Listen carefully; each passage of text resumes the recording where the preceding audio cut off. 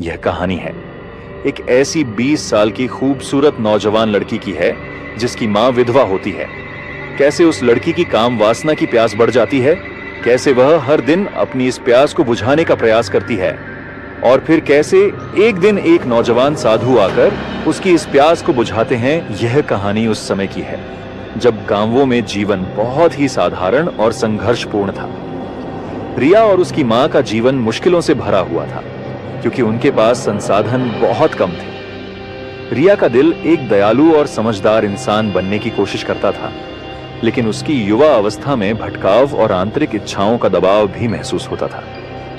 उसे इस बात की कोई जानकारी नहीं थी कि एक साधारण से रोजमर्रा के जीवन के बदलाव कैसे उसकी आंतरिक भावनाओं और इच्छाओं को आकार दे सकते हैं। रिया की मां मीना एक मेहनती महिला थी।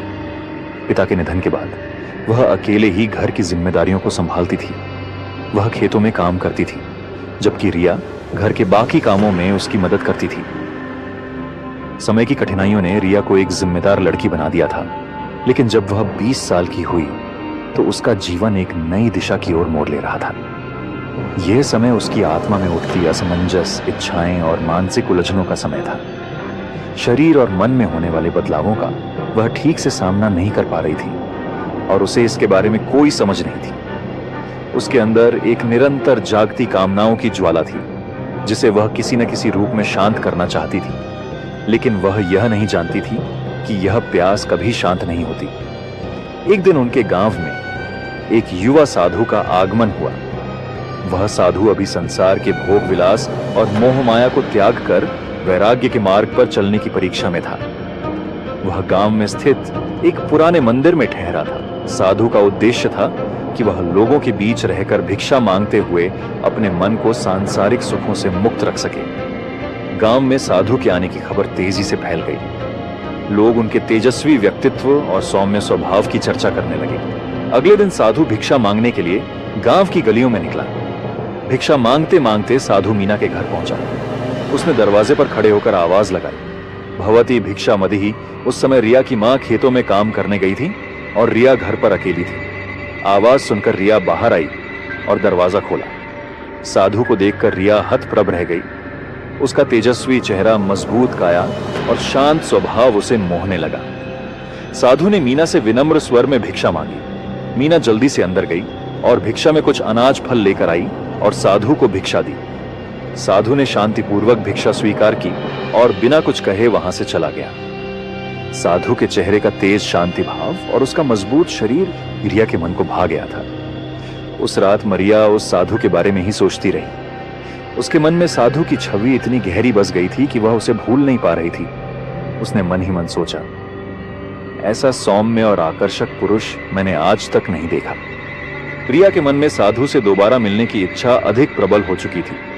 अगले दिन जब रिया की मां ने उसे खेतों पर चलने को कहा तो उसने बहाना बनाया, मां, आज मेरी तबीयत ठीक नहीं है, आप चली जाओ, मैं कल आ जाऊंगी। मीना की मां खेतों पर चली गई और इधर रिया ने स्नान करके अपने सबसे अच्छे कपड़े पहने रिया पूजा का बहाना बनाकर मंदिर चली गई जहां साधु ठहरा था। मंदिर पहुंचकर उसने साधु को ढूंढा, पर साधु वहां नहीं था। वह मायूस हो गई, पर उसके मन के अंदर साधु को मिलने की जो आग थी, उसने रिया को मंदिर में साधु के आने का इंतजार करने के लिए रोक दिया। बहुत समय इंतजार करने के बाद बिना का धैर्य टूटने लगा और उसने घर जाने का फैसला किया।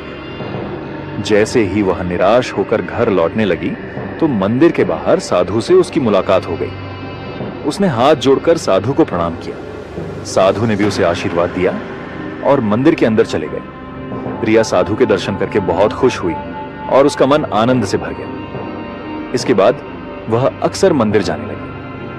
आए दिन वह कभी काम से बचने के बहाने तो कभी पूजा के बहाने।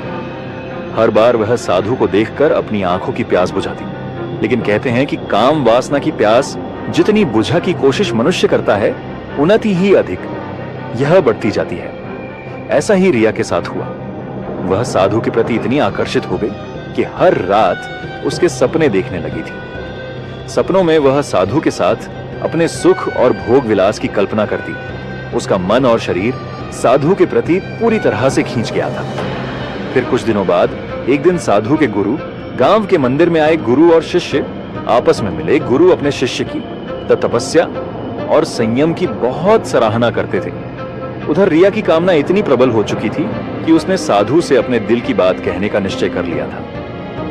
अगले दिन मीना ने मंदिर जाकर साधु से मुलाकात की। उसने साधु से कहा, मुझे क्षमा करें, लेकिन मैं आपसे कुछ कहना चाहती हूं। मेरा मन और शरीर आपके प्रति खींच गया है। मैं आपके बिना नहीं रह सकती। मेरी आत्मा आपको चाहने लगी है। साधु ने उसे शांतिपूर्ण स्वर में समझाने की कोशिश की। बेटी, यह संसार मोहमाया है। यह प्रेम नहीं, केवल भ्रम है। सच्चा प्रेम आत्मा को मुक्त करता है, न कि उसे बंधनों में बांधता है। लेकिन रिया साधु की किसी भी बात को मानने के लिए तैयार नहीं थी। उसने जिद पकड़ ली और कहा, मैं केवल आपकी हूं। मेरा यह शरीर और यह मन केवल आपको चाहता है। इस वार्तालाप को साधु का गुरु उनके पास खड़े एक पेड़ के पीछे खड़ सुन रहे थे। उसने देखा कि उसका शिष्य अपने मन पर पूर्ण नियंत्रण रखे हुए हैं। गुरु मन ही मन अपने शिष्य की दृढ़ता से प्रसन्न थे, पर रिया के बारे में चिंतित हो गए।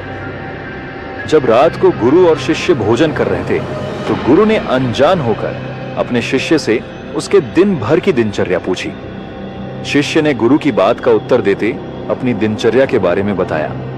साथ ही शिष्य ने गुरु को मीना की घटना भी विस्तार पूर्वक बताई। गुरु ने शिष्य की सारी बात को शांति से सुना, लेकिन शिष्य इस बात से अनजान था कि गुरु को पहले से ही सारी बात पता है।